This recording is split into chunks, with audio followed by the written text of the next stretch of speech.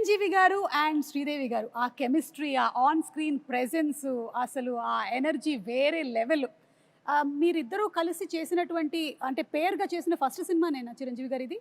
First అని చెప్పాలి కానీ నిజానికి ఫస్ట్ కాదు. హ్మ్.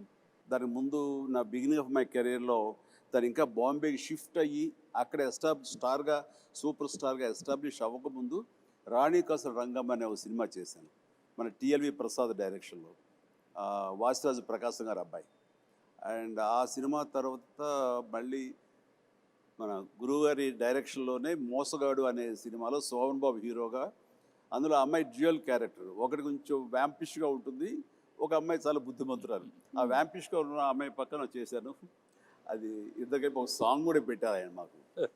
బట్ అక్కడ చిన్న శాంపుల్గా వదిలేరు, దాన్ని పెద్ద ఎత్తున ఈ సినిమాలో కుదిరింది. చెప్పాలంటే ఈ సినిమా చేస్తున్నంతసేపు నాకు పాత సినిమాలన్నీ మైండ్ నుంచి పోయింది. ఈ సినిమాయే ఫస్ట్ సినిమా అన్నంతగా ఇన్వాల్వ్ అయ్యాం, ఫస్ట్ సినిమా అన్నంతగా జెల్ అయ్యాము, ఆ కెమిస్ట్రీ కుదిరింది, అలా ఇన్వాల్వ్ అయ్యాం.